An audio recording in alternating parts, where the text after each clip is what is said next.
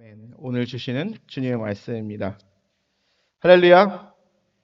주님의 평강과 위로와 그리고 주님이 주시는 회복이 우리 교회 가운데 있기를 주님의 이름으로 간절히 축원합니다. 평화의 기도문으로 이 설교를 한 지가 2달이 넘었습니다. 그래서 오늘은 마지막 시간을 가지도록 합니다. 그래서 오늘의 말씀의 제목은요, 죽음이 있는 곳에 영생을입니다. 대학교 시절에 윤리교육이라는 과목을 들은 적이 있어요. 이제 교직 이수 선생님 되는 그 자격증을 받기 위해서는요, 이 과목을 항상 수강을 해야 됩니다. 그 당시에 이제 안락사, 유저네시아, 그 안락사에 대한 문제를 가지고 같이 토론을 한 적이 있어요. 그래서 이제 그 토론을 준비하는데요, 이제 안락사를 반대하는 사람들의 입장에서는 어떤 생각이 있냐면은 인간의 생명을 자의로든 타의로든 끝내는 행위가 과연 그것이 옳은가라는 것이죠. 이것이 때로는 어떤 사람에겐 고통을 덜어줄 수 있겠지만 또 이것이 남용된다면 죽음이 너무 쉬워지는 것이죠. 그렇기 때문에 그것을 반대하는 사람들이 있었습니다. 근데 또 찬성하는 사람의 의견으로는 이런 게 있어요. 인간에게도 죽을 권리가 있다. 죽는 것도 인간에게 자유이다라고 말하는 사람들도 있습니다. 여러분들은 이거에 대해서 어떻게 생각하십니까? 당시에 이제 토론을 준비하면서 이제 인터넷 기사들을 여러 군데를 보게 되었는데요. 흥미로운 기사를 하나 본 적이 있습니다. 한 여인이요, 젊은 나이에 교통사고를 당해서 이제 코마 상태로 7년 동안 세월을 보냈다라고 합니다. 이제 초현대적인 그런 의료 장비를 동원해서 7년간 생명을 유지할 수 있었습니다. 그런데 7년 동안 코마 상태에 빠져 있던 자신의 딸을 바라보는 어머니는 너무 마음이 아파서 병원 측에 이제 얘기를 합니다. 이제 우리 딸을 놓아주셨으면 합니다. 라고 병원 측에 요구를 합니다. 그런데 병원에서는요, 그것을 완강히 거부합니다. 그러자 이 어머니는요, 병원을요, 고소합니다. 내 딸에게 죽을 권리를 주십시오. 라고 하면서 병원을 고소하게 됩니다. 어디가 이겼는지는 잘 모르겠어요. 그런데 이제 기사 맨 마지막에 이런 내용이 있었던 것 같아요. 인간은 초현대적인 그런 기술을 동원해서 인간의 생명을 연장시키려고 하고 그것을 바라지만 사실 이것은 죽음을 연장시키는 기계가 되었다라고 기사를 본 적이 있습니다. 인간이 태어날 때 어떻게 태어나고 싶다 소망하고 바라는 인간들은 아마 없을 것입니다.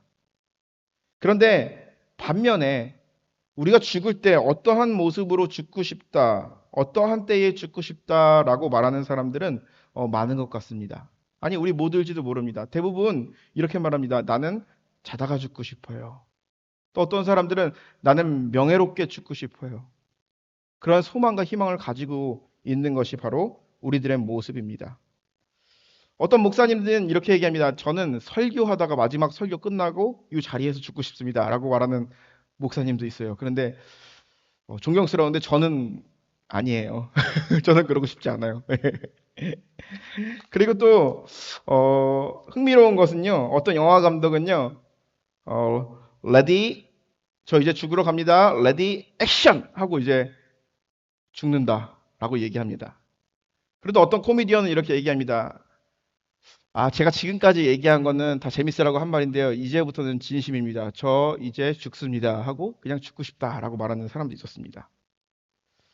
어떤 장의사는요, 이렇게 얘기했다고 합니다. 죽기 전에 당신의 유언이 무엇입니까? 라고 물어봤을 때, 이제 우리 집 매상은 내가 올리게 되었네요. 하고, 그리고 죽고 싶다. 라고 말하는 사람도 있었어요. 유언 중에 또 유명한 유언이 있죠. 벤자민 프랭클린의 유언입니다. 그의 유언장에 보게 되면 이렇게 나와 있다고 합니다. 내 시신을 쓰레기통에 버려라. 너무나도 좀 약간 폭력적이고 과격한 말 같은데 가만히 생각해 보면요. 자신의 몸에 대해 겸손한 태도로 현실을 받아들이는 모습을 볼 수가 있습니다. 기독교에서요. 죽음은요. 마지막 단계를 말하는 것이 아닙니다. 우리는 죽음을 두려워합니다. 그런데 기독교에서의 죽음은요. 새로운 시작을 의미합니다. 우리는 삶의 자리에서 죽음을 마주하기도 합니다. 시편에 보게 되면은 시편 23편에 사망의 음침한 골짜기라는 표현이 나옵니다. 이것은 바로 무엇입니까? 현실적인 죽음, 죽음의 위협을 말하는 것이죠. 고린도서 15장 31절에 보게 되면 바울은 이렇게 얘기합니다. 형제들아, 그리스도 예수 주 안에서 가진 바 너희에 대한 나의 자랑을 두고 단언하노니 나는 날마다 죽노라. I die every day. 여기서 죽음은 문자적인 죽음이라기보다는 자신의 욕망과 죄를 버리고 그리스도 뜻에 순종하는 삶을 말하는 것이죠.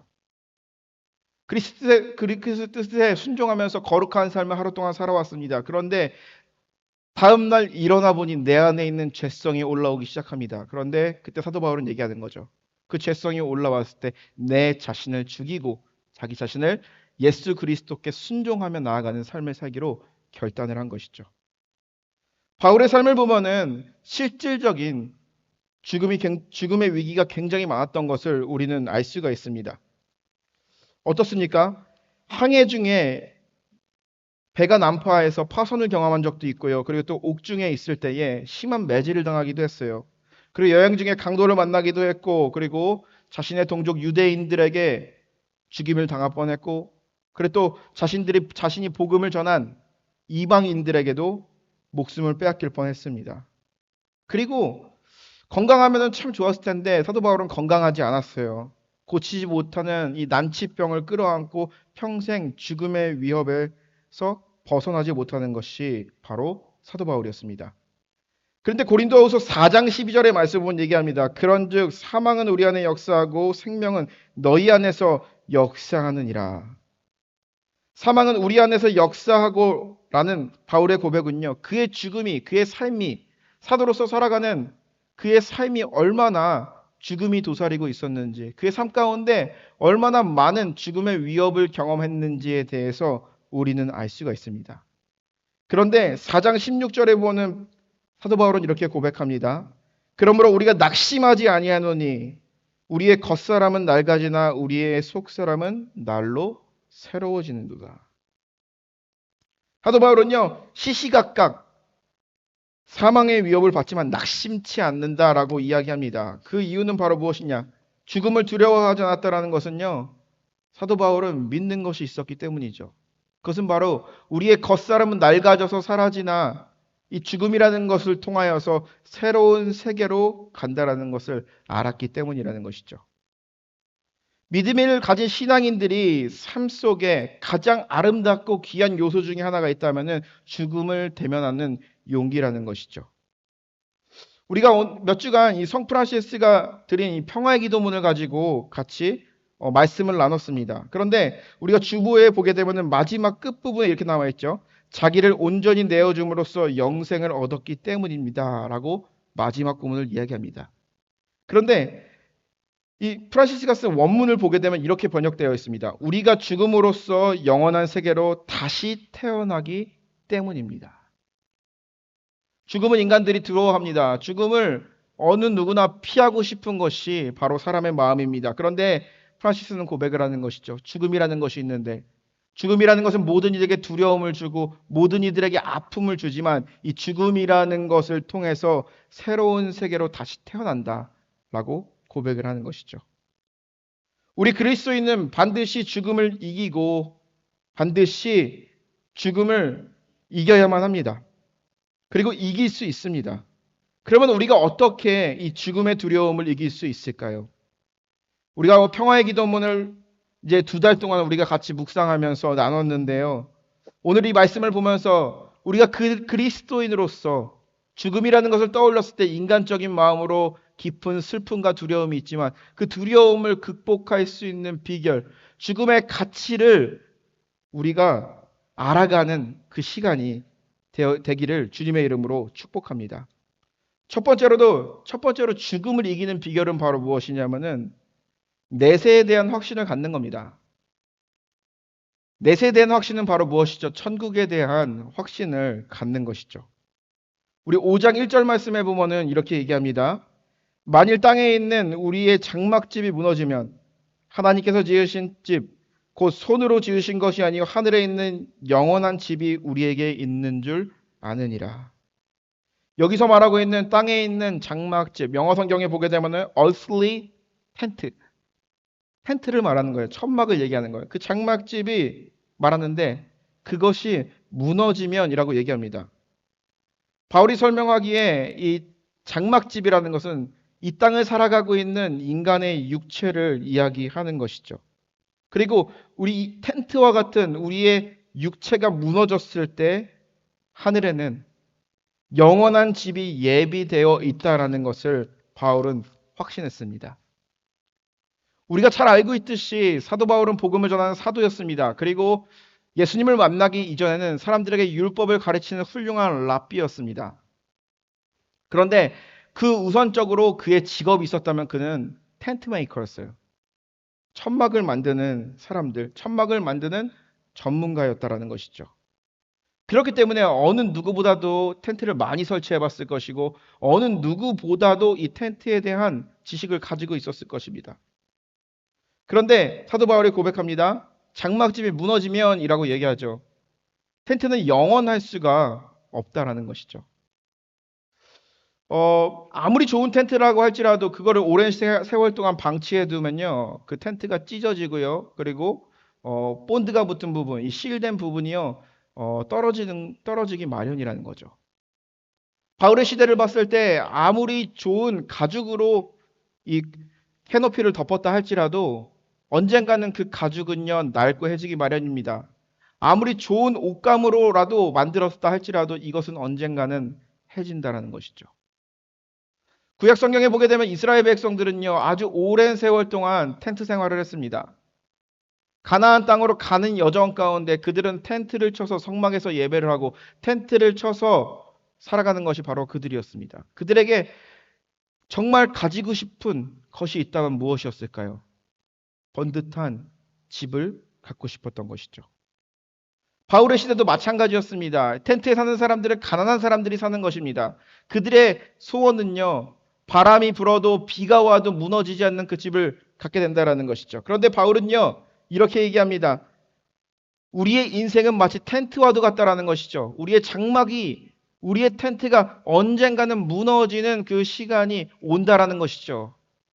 그런데 무너짐으로 끝나는 것이 아니라 우리의 장막이 무너졌을 때 하늘에 계신 인간의 손으로 지은 집, 유한한 집이 아니라 무한하고 영원한 집이 하늘에 있다라는 것을 확신한다라는 것이죠. 즉, 바울이 자신이 날마다 죽음을 경험했지만 그것을 극복할 수 있었던 것, 그것은 바로 천국에 대한 확신이 있었기 때문이라는 것이죠. 바울은 내세에 대한 분명한 확신이 있었습니다. 땅에 있는 장막집이 무너질 때 사람의 손으로 지은 집이 아닌 하늘에 계신 하나님께서 지은 집, 영원한 집이 있다라는 것을 그것을 안다라고 이야기했다라는 것입니다. 우리 그리스도인들이 분명히 가져야 될 확신이 있습니다. 그것은 바로 무엇이냐? 우리가 이 땅에서 언젠가는 이 땅을 떠나게 되고 마치 장막과 같은 우리의 육신도 무너지게 될 텐데 그 육신이 떠났을 때에 그것으로 인하여서 끝나는 것이 아니라 반드시 우리 가운데 하나님께서 예비해 놓으신 천국이 있다라는 그 천국 소망을 믿으며 나아가시는 저와 여러분 되시기를 주님의 이름으로 간절히 축원합니다. 분명히 얘기합니다. 다른 종교에서는 이렇게 얘기하죠. 가톨릭에서는요, 연옥이 있다라고 얘기해요. 천국과 지옥 중간 사이에 연옥이 있다라고 얘기합니다. 천국을 못 간 사람, 지옥 가긴 아까운 사람들이 연옥에 있는 거죠. 그런데 그 이야기를 들어봤을 때 굉장히 솔깃합니다. 굉장히 솔깃한 이야기죠. 왜냐? 애매한 사람들 있잖아요. 시험을 봤는데 이 시험으로 모든 것이 결정된다. 끝나는 것이 아니라 한 번에 뭐 이렇게 애매한 기회가 더 주어지면 사람들은 좋아하잖아요. 그렇기 때문에 이게 다른 사람들에게, 이게 많은 사람들에게 굉장히 매력적이었을 것입니다. 하지만 그것은 성경에 나와 있지 않아요. 예수님께서 증언하지 않았습니다. 불교에서는 이야기합니다. 인간이 죽게 되면은 그냥 끝나는 것이 아니라 다시 재환생한다. 윤회, reincarnation을 이야기합니다. 그런데 그것도 틀린 이야기입니다. 예수 그리스도를 믿는 자, 그리고 또한 천국을 사모하는 자, 그러한 자들에게는 반드시 천국이 우리에게 열린다라는 그 사실을 기억하며 나아가시는 저와 여러분들 되시기를 주님의 이름으로 간절히 축원합니다. 이것이 바로 죽음의 두려움을 이기는 비결임을 아시기 바랍니다. 두 번째로는 우리는 내세를 사모하는 마음을 가져야 합니다. 즉 천국을 사모하는 마음을 가져야 한다라는 것이죠. 5장 2절에 보면 얘기합니다. 참으로 우리가 여기 있어 탄식하며 하늘로부터 오는 우리 처소를 덧입기를 간절히 사모하노라. C.S. 루이스라는 영국의 캐톨릭이래요. 에피스코팔 처치 성공의 신부이자 그리고 신학자였던 이 C.S. 루이스가요. 스크로테이프의 편지라는 책을 썼어요. 이 스크로테이프는요. 악마를 의미해요. 악마가 사람들에게 편지를 쓰면서 얘기하는 겁니다. 내용을 보면 이렇게 나와 있습니다. 그리스도인들로 하여금 내세를 인정하게 하라. 쉽게 말하면은 그리스도인들이 천국을 믿게 하라라는 것이죠. 그러나 그것을 믿고 사모하지는 못하게 하라. 한번 가만 생각해 보세요. 악마가 우리한테 얘기하는 거예요. 천국이 있다라는 믿음은 줘요. 그런데 그것을 사랑하지는 못하게 하라. 어떤 사람들이 얘기하죠. 내가 죽고 나서 내세가 있다라는 것은 믿습니다. 그렇게 말하는 사람과 나는 그 천국을 사모하고요. 그리고 그 천국을 믿습니다. 그리고 천국을 준비할 것입니다. 라고 살아가는 사람은요. 똑같이 믿음이 있는 것 같지만 분명히 다릅니다. 이런 사람들도 있겠죠. 나는 신을 믿습니다. 신이란 존재를 믿어요. 라고 말하는 사람. 또 반면에 어떤 사람은 반면은 아니죠. 비슷하지만 나는 신을 믿습니다. 그리고 신을 사랑합니다. 그래서 나는 천국에 갈 것입니다. 분명히 다른 것이죠. 분명한 차이가 있어요. 한 사람은 있다라는 그 존재 자체는 믿습니다. 그런데 그것을 사랑하지는 않는다라는 것이죠. 죽음 이후에 내세를 인정하는 것과 사모하는 것은요, 분명한 차이가 있습니다. 우리의 삶 가운데, 우리의 인생 가운데 천국을 사모한다 그러면은 준비할 수밖에 없는 것이죠. 하지만 그 존재 자체만 믿고 그곳에 갈지 말지 고민하는 사람들에게는요, 그것을 사모하는 마음이 없다라는 것이죠.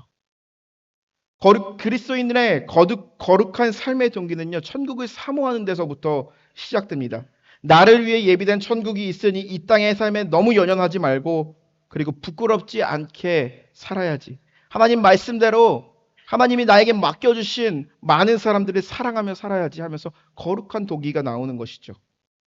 우리가 이 땅에서 육체를 입고 살아가는 동안 우리가 추구하는 집착에서 벗어나지 못하는 이유는 바로 무엇일까요? 바로 그것은 천국을 사모하는 마음이 덜하기 때문이라는 것이죠. 히브리서 11장에 보게 되면요, 믿음의 선배들이 많이 나옵니다. 그래서 히브리서 11장을 보게 되면요, 믿음장이라고 이야기합니다. 히브리서 11장 13절부터 말씀을 보면 얘기합니다. 이 사람들은 다 믿음에 따라 죽었으며 약속을 받지 못하였으되 그것들을 멀리서 보고 환영하며 또 그 땅에서는 외국인과 나그네임을 증명하였으니 그들이 이같이 말하는 것은 자기들이 본향을 찾는 자임을 나타냄이니라. 그들이 나온 바 본향을 생각하였더라면 돌아갈 기회가 있으려니와 그들이 이제는 더 나은 본향을 사모하노니 곧 하늘에 있는 것이라. 이러므로 하나님이 그들의 하나님이라 일컬음을 받으심을 부끄러워하지 아니하고 그들을 위하여 한 성을 예비하였다라고 얘기합니다. 히브리서 11장에 보게 되면 믿음의 선진들, 믿음의 사람들이 쭉 나옵니다. 모세도 나오고요, 노아도 나오고 쭉 나와요. 그런데 그들이 믿음으로 순종하였더니 하나님께서 이러한 약속을 주셨고 그 약속이 성취되었다 쭉 이야기가 나와요. 그런데 13절서부터 이어지는 내용은 바로 무엇이냐면 그들이 믿음의 삶을 살았는데 하나님께서 약속하신 것을 받지 못했다라고 얘기합니다. 그런데 성경에 증언하기에 뭐라고 말하냐면은 약속했던 것을 받지 못하고 이 땅을 살아가고 이 땅을 떠나게 되었는데 그들은 그들의 본향, 자신의 고향을 생각하지 않고 더 나은 본향을 바라봤다라는 것이죠. 그것은 바로 무엇입니까? 약속한 것을 받지 못했다 할지라도 그들의 삶 가운데 날마다 죽음의 위협이 있고 그리고 어려움이 있었지만 그럼에도 불구하고 그들은 천국을 바라보면서 자신의 진정한 본향을 사모했기 때문에 그들의 믿음이 찬송을 받을 수 있다라는 것입니다. 많은 사람들은 얘기합니다. 천국에 가고 싶은 이유가 무엇입니까? 라고 물었을 때 이렇게 얘기하죠. 지옥이 두려워서 천국에 가고 싶어요. 지옥 가기 싫어서 천국에 가고 싶어요. 우리가 지옥에 대한 묘사들의 기원을 보게 되면은 성경에도 나와 있지만 이제 르네상스 시대 때 이탈리아 사람 단테가 쓴 신곡에 보게 되면은 거기는 천국 그리고 또 연옥 그리고 지옥에 대한 다양한 묘사들이 나와요. 그런데 지옥에 관한 그 묘사들을 봤을 때 얼마나 그것이 정말 끔찍하고 그리고 또 괴로운지 잘 모르겠어요. 천국에 관한 묘사를 봤을 때는 너무나도 아름답고 좋아 보여요. 그런데 우리의 믿음이요. 지옥 가기 싫어서 천국에 간다 그러면은 그 믿음이 정말 괴로운 믿음이 아닐까라는 생각을 가져봅니다. 우리가 결혼을 할 때 저 사람을 사랑해서 결혼을 합니다. 그렇죠? 그러면 행복한 가정을 이룰 것입니다. 그런데 결혼을 하려고 하는데 저 사람이 무서워서 저 사람과 결혼한다라고 했을 때 그것이 과연 행복할까요? 근데 옛날에는 과거에는 많이 그랬잖아요. 내가 어떤 모임에 가야 되는데 그 모임을 사모하는 마음이 있어서 그 모임에 참석을 하는 사람과 저 모임에 가지 않게 되면은 나에게 떨어질 그런 처벌이 두려워서 그 모임에 가는 것과는 분명히 차이가 있다라는 것이죠. 우리가 천국을 사모하는 것도 마찬가지죠. 천국을 사모하는 이유, 천국을 사랑하는 이유는 바로 무엇입니까? 이 세상의 삶보다 더 아름다운 곳이기 때문에 물론이죠. 그리고 우리를 정말 사랑하시는 분, 내가 정말 사랑하는 사람이 있기 때문에 천국을 사모하는 것입니다. 고린도서 5장 6절에 보면 얘기합니다. 그러므로 우리가 항상 담대하여 몸으로 있을 때야 주와 따로 있을 줄을 아노니. 이 말은 바로 무엇이냐? 우리가 이 땅에 살면서 그리스도와 함께 있습니다. 성령을 통해서 같이 함께 있음을 경험합니다. 하지만 이 땅에 장막과 같은 우리의 집이 무너졌을 때, 우리가 천국에 가게 되었을 때, 내세에 임하게 되었을 때에 우리가 경험하는 것은요, 하나님과 우리가 하나 된다라는 것이죠. 그래서 5장 8절에 보면 얘기합니다. 우리가 담대하여 원하는 바는 차라리 몸을 떠나 주와 함께 있는 그것이라. 바울이 이야기했던 믿음의 사람들이 이야기했던 천국은 바로 무엇입니까? 천국을 진정으로 사모했던 것은 이유는 바로 무엇이죠? 주님과 하나 되기 때문이라는 것이죠. 어떤 미움과 갈등과 계산 없이 주님과 함께 그 평온한 상태를 보낼 수 있는 것이 바로 천국이라는 것이죠. 제가 전도사 시절에 담임 목사님을 따라서 한 집에 신방을 간 적이 있습니다. 그런데 얼마 전에 그 집에는 되게 안타까운 일이 있었어요. 젊은 부부였는데요. 남편이 교통사고로 세상을 일찍 떠나게 되었습니다. 그래서 그분을 위로하고자 신방을 가게 되었습니다. 그런데 그분은 우리를 반갑게 맞이해 주셨고 신방 예배를 드리고 대화를 나누는데요. 그 권사님이요. 남편을 먼저 떠나보낸 그 권사님이 이런 말을 하였습니다. 목사님, 제 남편이 세상을 떠나간 후 더 천국이 가깝게 느껴집니다.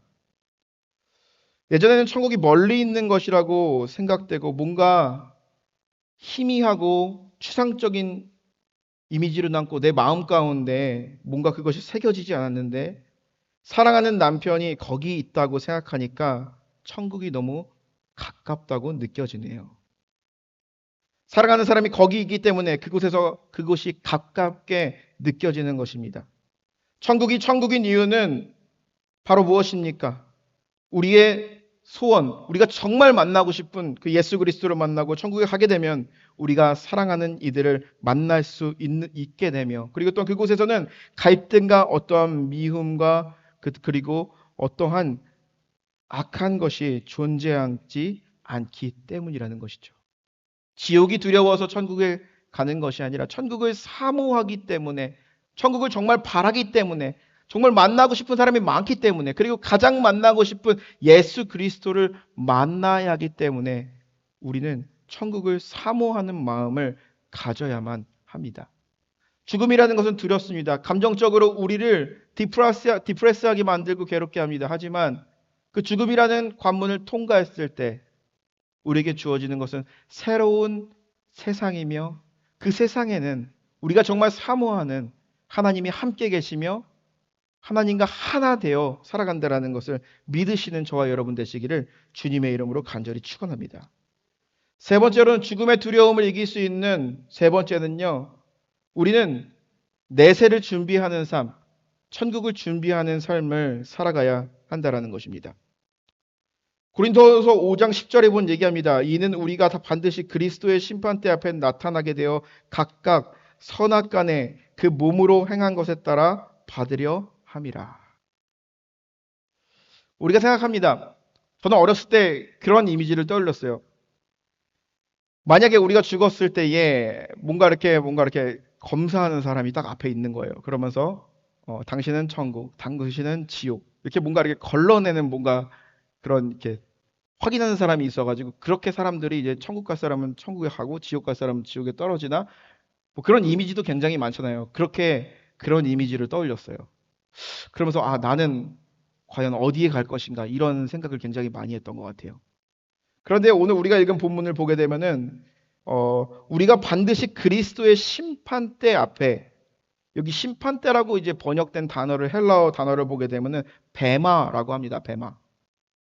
이것은요 어떤 것을 의미하냐면은 우리가 올림픽 경기, 그러니까 우리 바울의 서신서를 보게 되면요 그 당시에는 뭐 지금은 뭐 프로야구도 있고 그리고 또 뭐 풋볼도 있고 여러 가지 스포츠들이 굉장히 많잖아요. 근데 그 당시에 사람들이 즐길 수 있는 눈으로 보고 할 수 있는 스포츠가 이제 올림픽에서 하는 그런 가장 기초적인 종목들이었죠. 그렇기 때문에 달리기에 관한 이야기, 뭐 성경에 보면 많이 나오죠. 바울의 서신서를 보게 되면은 우리가 생각하면은 이 심판대라는 것은 어떤 것이냐면은 누군가를 심판하고 벌 주기 위한 것이라기보다는 누군가를 상 주기 위한 심판대를 의미합니다. 올림픽 경기를 보게 되면요. 그 경기에서 1, 2, 3등에게는 뭐가 주어집니까? 메달이 주어집니다. 그리고 그들에게 면류관이 주어집니다. 이것은 바로 무엇입니까? 누군가를 벌하는 것이 아니라 정말 이 땅에서의 삶을 잘 준비하고 그리고 또한 천국을 사모하고 예수님 말씀대로 살아간 자들에게 상을 주는 것을 의미하는 것입니다. 우리가 마지막에 그리스도 안에 그리스도의 심판대에 섰을 때, 천국에 갔을 때 우리의 삶이 평가받는 순간이 온다라는 것이죠. 천국과 지옥이 아니라 우리의 삶이 얼마나 그리스도 앞에 그리스도를 닮아가려고 노력하는 삶을 살아갔는지 아니면은 정말 부끄러운 구원을 이뤘는지에 대해서 평가하는 그런 시간이 온다라는 것이죠. 이 말은 바로 무엇입니까? 바울이 이 이야기를 그리스도의 심판대에 서는 날이 우리에게 올 것이다 라고 이야기하는 것은요. 우리에게 반드시 주님을 만나게 될 텐데 주님을 만나는 그 순간 예수님 앞에 서는 그 순간이 있을 텐데 우리는 과연 그때 부끄러운 구원을 이룰 것인지 아니면은 자랑스러운 구원을 이룰 것인지 그것을 준비하라라는 이야기입니다.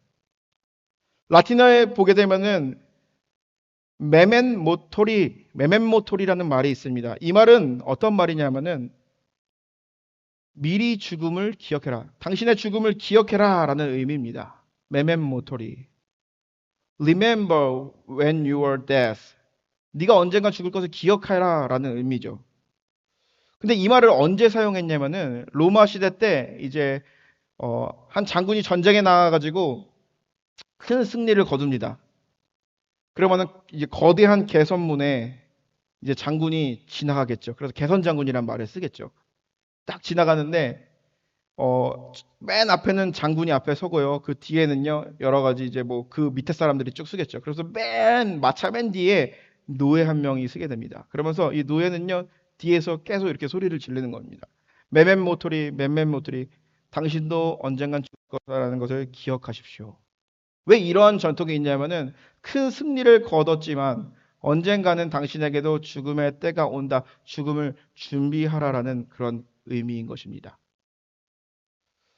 우리가 이것을 생각해 봤을 때 우리가 한번 떠올릴 필요가 있습니다. 우리가 어떻게 죽을 것인가라고 떠서 죽는 그 순간만을 떠올립니다. 그런데 우리가 기억해야 될 것은 바로 무엇이냐? 죽음이라는 것은요, 새로운 세상으로 가는 하나의 관문인데, 그리고 천국에 입성하는 하나의 문인데, 우리가 천국에 입성했을 때 어떠한 모습으로 그리스도의 심판대에 서게 될 것인지, 대해서 준비해야 된다는 것이죠. 가만히 있는 것이 아니죠. 천국은 이미 확정됐으니까 나아가는 것이 아니라 정말 사랑하는 주님 앞에 나아갈 때에 정말 기쁜 마음으로, 행복한 마음으로, 감사한 마음으로 나아갈 수 있어야 한다는 것이죠. 그 준비를 이야기하고 있는 것입니다.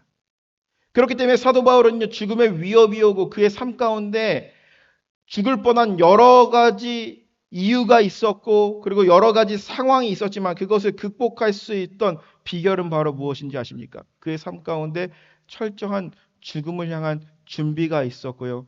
나는 언제 죽을지 모른다라는 그러한 마음이 있었기 때문이라는 것이죠.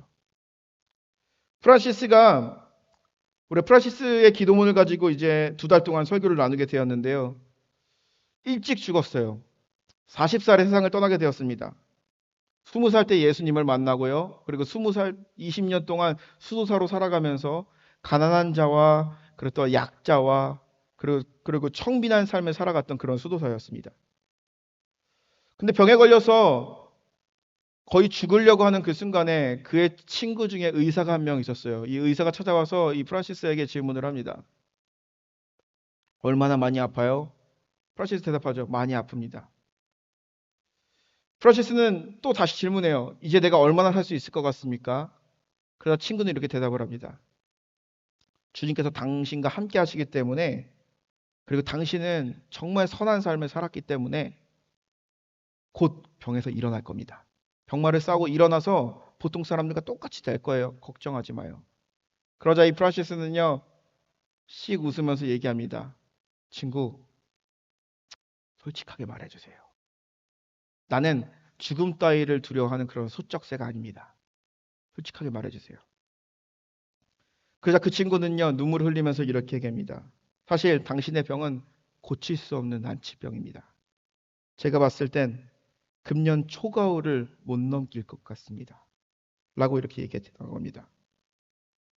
그러자 프란시스는요, 한없는 미소를 지면서 이렇게 얘기했다고 합니다. 육체의 오라 나의 잠의 죽음이요.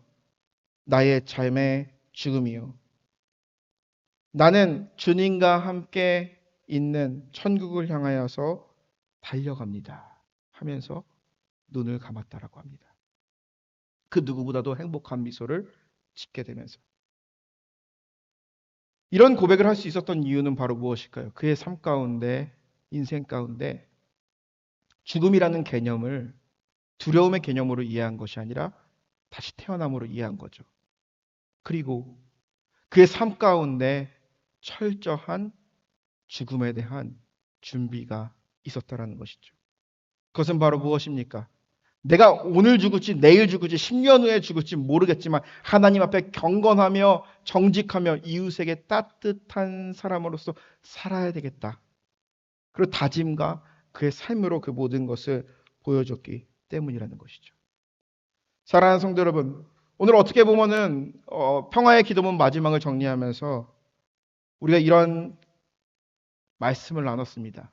죽음이라는 것은 인생에게 있어서 두려움이고, 그리고 어떻게 하면 두렵지 않고 행복하게 죽을 것인가에 대해서 고민하는 것이 우리 인간의 마음이지만, 우리가 죽음을 통해서 천국에 가는 그 순간을 기대하면서 우리의 삶을, 우리에게 주어진 인생을 준비하며 나아가시는 저와 여러분들이 되시기를 주님의 이름으로 간절히 축원합니다.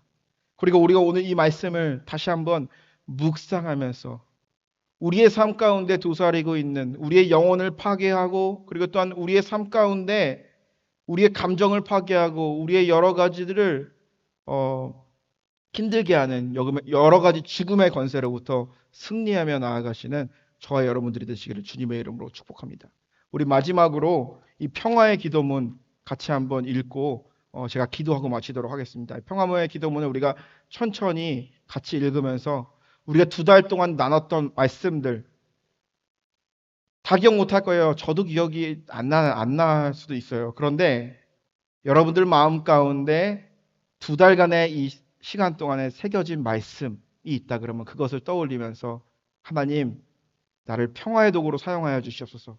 내 안에 깊은 평화를 주시고 우리 가정의 평화를 만드는 도구로 사용하여 주시고 우리 직장의 평화를 만드는 도구로 사용하여 주시고 우리가 어떤 사람을 만나든지 갈등이 있든지 미움이 있든지 의심이 있는 곳에 우리가 그리스도의 사신이 되어서 나갔을 때 그곳을 평화의 땅으로 만들 수 있는 그런 자들이 되게 해주셔서 하는 마음으로 우리 마지막으로 평화의 기도문 같이 낭독하고 설교를 마치도록 하겠습니다. 평화의 기도. 주여 나를 평화의 도구로 써주소서. 미움이 있는 곳에 사랑을, 다툼이 있는 곳에 용서를, 분열이 있는 곳에 일치를, 의욕이 있는 곳에 신앙을, 그릇됨이 있는 곳에 진리를, 절망이 있는 곳에 희망을, 어둠의 빛을, 슬픔이 있는 곳에 기쁨을 가져오는 자가 되게 하소서. 위로받기보다는 위로하고 이해받기보다는 이해하며 사랑받기보다는 사랑하게 하여 주소서. 우리는 줌으로써 받고 용서함으로써 용서받으며 자기를 버리고 죽음으로써 영생을 얻기 때문입니다. 우리 잠깐 침묵으로 기도하겠습니다.